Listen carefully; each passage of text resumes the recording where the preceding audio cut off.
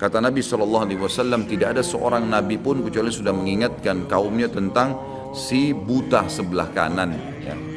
Jadi memang dia cirinya buta sebelah kanan. Dajjal memiliki ciri khas, rambutnya keriting, kemudian kulitnya mendekati hitam. Ya. Jadi sawo matang, badannya kekar, kemudian dahinya lebar, ya. Dan orangnya mata kanannya rusak seperti anggur yang sudah rusak. Dan kata Nabi SAW, ingatlah dia akan mengaku sebagai Tuhan dan ketahuilah Tuhan kalian Allah tidak buta sementara dia buta.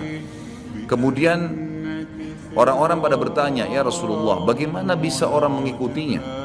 Kata Nabi SAW, pada saat itu dunia akan ditimpa kelaparan dan Dajjal memiliki bergunung-gunung makanan. Ini bahasa wahyunya begitu. Allahu alam seperti apa, yang jelas dia bergunung-gunung memiliki makanan. Dan dia akan melewati seluruh muka bumi ini, tidak ada satu tempat pun kecuali dia akan lewati, melainkan akan dilewati kecuali Madinah dan Mekah. Itu yang dia tidak bisa masukin. Dajjal akan membuat kerusakan di muka bumi 40 hari. Satu hari pertama seperti setahun, satu hari kedua seperti sebulan, satu hari ketiganya seperti sepekan, dan sisa harinya seperti hari-hari kalian. Berarti setahun, 2 bulan, 2 pekan. Dan ini kemungkinan kata sebagian ulama, dia akan menggunakan teknologi yang ada sekarang. Karena Nabi SAW mengatakan akan keluar Dajjal dari wilayah Yahudiyah di Khurasan. Wilayah Yahudiyah ini subhanallah, sekarang di Iran ada satu perkampungan namanya Yahudiyah. Diberikan nama itu. Dan mayoritas penduduknya orang Yahudi.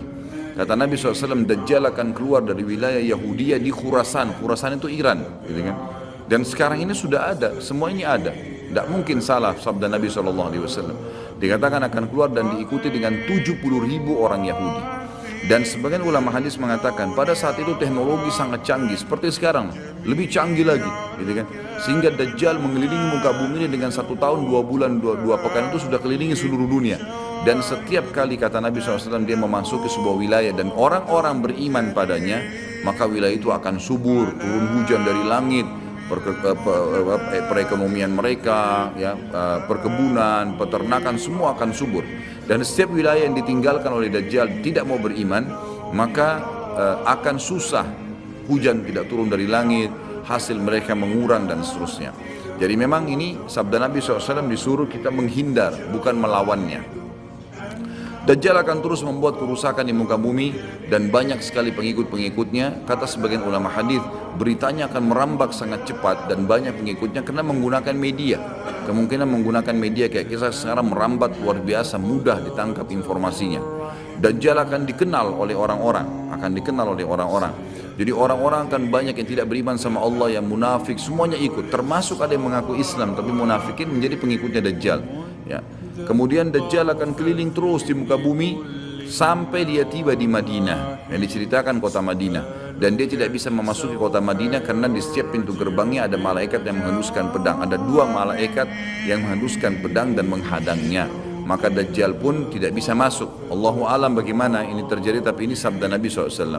Lalu Dajjal pun mencari gunung tertinggi yang ada di sekitar perbatasan Madinah. Sebagian ulama yang pernah saya tangkap bahasa mereka mengatakan batas Madinah yang paling mudah dijangkau dan masuk adalah Wadi Aqiq. Wadi Aqiq sebuah lembah yang kebetulan dulu berada di depan kampus kami. Jadi di situ dianggap kalau sudah keluar dari situ berarti sudah keluar dari wilayah haram itu sendiri. Allahu alam, ini ijtihad tentunya. Tapi yang jelas Dajjal akan naik ke atas sebuah gunung, kemudian dia berkata kepada para pengikutnya, apakah kalian melihat istana putih itu? Maka mereka semua melihat ke arah Masjid Nabawi. Lalu mereka mengatakan iya. Kata Dajjal, itulah istananya Muhammad yang aku tidak bisa jangkau. Dan subhanallah sekarang Masjid Nabawi warnanya seperti istana putih, gitu kan? Tanpa disadari dengan menggunakan marmer putih besar. Begitu juga dengan perluasannya nanti. Memang kalau dari kejauhan seperti istana yang sangat mewah, gitu kan? Ringkas cerita, Dajjal pun akhirnya sebelum pergi dia sempat menyentakkan kakinya, kata Nabi SAW, sehingga membuat terjadilah gempa di Madinah dan membuat seluruh orang munafik di Madinah keluar jadi pengikutnya. Jadi gempa dan hanya tinggal di sana orang-orang beriman. Hanya tertinggal di sana orang-orang beriman. Lalu keluarlah sebelum Dajjal pergi, keluarlah satu anak muda yang kata Nabi SAW orang terbaik pada saat itu. Orang terbaik pada saat, orang yang paling luar biasa imannya. Masih muda di sini ulama mengatakan istilah syab dalam bahasa Arab bisa dari mulai balik 12 tahun sampai 40 tahun.